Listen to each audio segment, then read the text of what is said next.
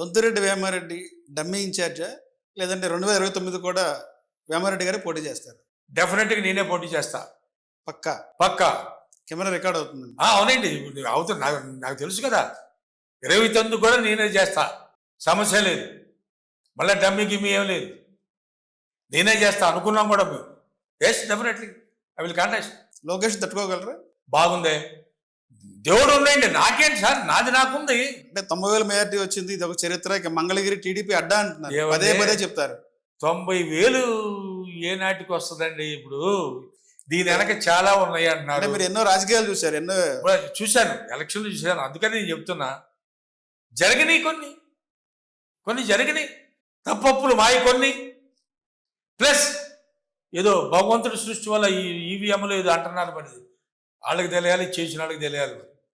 లేకుంటే ఏంటి మెజార్టీలు ఏంటి, ఈ రాజకీయాలు ఏంటి? లేదు అదేం కాదు, తప్పనిసరిగా ఇది మాకుంది, మేము ఎదుర్కోగలం. ఎవరైనా కానివ్వండి, లోకేష్ గారు ఉంటారా, లేకపోతే ఇంకోటి ఉంటారా, లేకపోతే లోకేష్ గారు ఇంకో చోటుకి వెళ్తారా, అది వాళ్ళ ఇష్టం. వాళ్ళు ఎట్లా ఎవరన్నా కూడా మా కాన్షియన్స్లో మేము చేయాలి కదా. 29లో మంగళగిరి అభ్యర్థిగా వేమారెడ్డి గారు ఉంటారు. ఉంటారు, డెఫినెట్గా ఉంటారు. సార్ ఇప్పుడు మీరు జగన్మోహన్ రెడ్డి గారు ఇంటి నిర్మాణం దగ్గర నుంచి కూడా మీరు దగ్గరుండి చూశారు. జగన్మోహన్ రెడ్డి గారికి చాలా కుటుంబానికి చాలా దగ్గర సంబంధాలు ఉన్నాయి. రాజశేఖర రెడ్డి గారితో కానీ కుటుంబంతో ఉంది. గతంలో జగన్మోహన్ రెడ్డి గారి మీద కొన్ని ఆరోపణలు చేసేవారు. అంటే మా వ్యక్తిగతం అయితే కాదు. తాడేపల్లిలో కూర్చొని పబ్జీ ఆడతారు, పరిపాలన పట్టించుకోడు, ఎక్సెట్రా. కానీ ఇది ఎంతవరకు కరెక్ట్ అంటారు? ఒకటి అంటే ఈ విషయం ప్రజలకు తెలియాలి. ఆ ఉద్దేశం మమ్మల్ని ఇప్పుడు పబ్జీలు ఆడటం ఏంటంటే అసలు అదేంటో కూడా తెలియదు.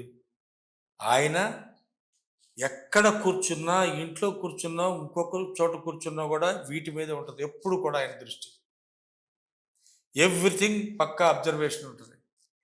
ఇప్పుడు ఎందుకు సార్, వీళ్ళు వచ్చి 13 నెలలు అయింది కదా, ఆయన పరిపాలన చేసిన దానికి అప్పుడున్న లా అండ్ ఆర్డర్కి ఏమంటారు, అప్పుడు ప్రభుత్వ సిస్టమ్ నడిచిన విధానానికి ఇప్పటికి చెప్పండి. అప్పట్లో మన కార్యకర్త వెళ్ళి పోలీస్ స్టేషన్లోకి వెళ్ళి ఏమన్నా చెప్పే టైం ఇది ఉంది ఇచ్చాడు ఆయన? ఇవాళంతా పోలీస్ స్టేషన్లు, సారా కొట్లు, రెవెన్యూ ఆఫీసులు అన్నీ ఇళ్ళే కదండి. ఇసుక పోయి చూడండి, అంటే ఆ కృష్ణానది ఏమంటే పెద్ద మన తాడేపల్లి కొండంత పెట్టారు స్టాకులు. ఎవరిదా స్టాకు? ఉచిత ఇసుక అన్నారు కదా, ఆ స్టాక్ ఎవరిది సార్? చెప్పాలి, లోకేష్ గారు చెప్పాలి మరి. ఇవన్నీ ఒక్కటి సార్, ఏదైనా తమ వరకు వస్తే ఇది కాదని ఆయన లో కూర్చున్నాడు, పాలసీలో కూర్చున్నాడు. పాలసీ ఆయనకుండేదే, నీకు లేవా? నువ్వు కట్టుకోలేదా? నువ్వు 5 ఎకరాలు తీసుకున్నావు, ఇప్పుడు రేపు నువ్వు కట్టడానికి ఆల్రెడీ స్టార్ట్ అయినట్టు. నీకుందో నువ్వు కట్టుకుంటున్నావు, ఆయనకుందో ఆయన కట్టుకుంటాడు. ప్రజాస్వామ్యంలో ఎవరికుండే వ్యాపారాలు వాళ్ళకుండా, ఎవరికుండే లావాదేవీలు వాళ్ళకుండా, ఎవరి పనులు వాళ్ళు చేస్తున్నారు. నువ్వు పాలసీలు కాకుండా ఏమైనా పూరు గుడిసెలు ఉన్నా నాయన?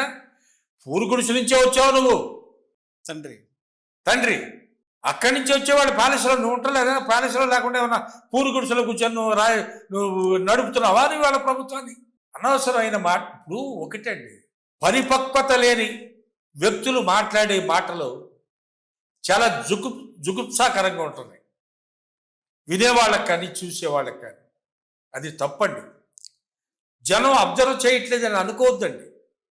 నేను ఇవాళ ప్రజల్ని తిరుగుతున్నా, నేను వెళ్తున్నా, నా కాన్స్టిట్యున్సీకి వెళ్తున్నా, మిగతా చోట్లకి వెళ్తున్నా, అన్ని చోట్లకి వెళ్ళి నేను చూస్తున్నా.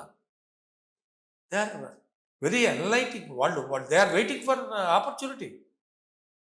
అంటే అందరూ అనుకుంటున్నారు, అబ్బో మనం చెప్పిందంతా వింటున్నాం, ప్రతి రాజకీయ నాయకుడు చెప్పేదంతా వింటున్నారు వీళ్ళు, ఓహో ఇది నా వాళ్ళే అనుకుంటున్నారు. రేపు వస్తే కానీ, బొమ్మ పడితే కానీ తెలియదు విషయం. ఓటేసేది అప్పుడు కానీ తెలియదు. అంతవరకు ఇంతే ఉంటుంది. చెప్పుకోనండి, మా నాయకుడికి ప్రజాకర్షణ ఎక్కడ తగ్గలేదు. ఆయన ఉండే మనస్తత్వం వాళ్ళు ఎవరు చేశారు సార్? సామాన్యంగా మనం మాట్లాడుకున్నా 40,000 స్కూల్స్ని, గ్రామాల్లో ఉన్న స్కూల్స్ని 12,000 కోట్లు పెట్టి ఏ నాయకుడు అంటే చేసింది? అంటే అతని ఉద్దేశం ఏంటి? కార్పొరేట్ విద్యా వ్యవస్థకి ధీటుగా మనం నడుపుదాం. ఆ పేద బడుగు బలహీన వర్గాల వాళ్ళు కూడా అందించుకుంటారు. టోఫెల్ పెట్టడం ఏంటంటే, హై స్కూల్ స్టేజ్లో టోఫెల్ స్టార్ట్ చేయడం ఏంటి? దానికి ఏది దానికి దేనికి నిదర్శనం అది? అంత ఆలోచనతో ఆయన చేసే కార్యక్రమాలన్నీ హ్యాట్స్ ఆఫ్ సార్. అంటే నేను ఈ పార్టీలో ఉంటున్నాను లేకుంటే ఇదని కదా, అసలు వ్యవస్థని, ఈ ప్రజాస్వామ్యంలో ఉన్న ఈ సిస్టాన్ని ఎక్కడి నుంచి మనం ప్రజల్ని నాడి పట్టుకొని అభివృద్ధి చెందితే పేద పడుకు బలహీన వర్గాల వాళ్ళు కూడా అభివృద్ధి చెందుతారు, చదువు ఉంటేనేగా.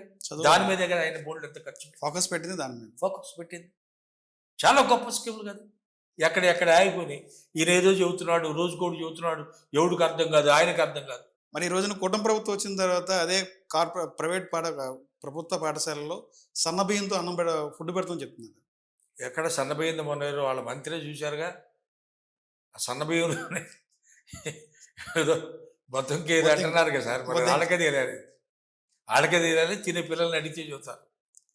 ఇప్పుడు వీళ్ళవన్నీ కూడా మసిపూసి మారేడుకాయ చేయటమే కానండి, ఏమి లేదు. 5 ఏళ్ళు ఇట్లాగే గడుపుకొని ఏదో వాళ్ళ బాధలు అయ్యేవాళ్ళు పడి వాళ్ళు 1,00,000 కోట్లకి ఇంకొద్దిగా యాడ్ చేసుకొని వాళ్ళ దీంట్లో వాళ్ళు ఉంటారు.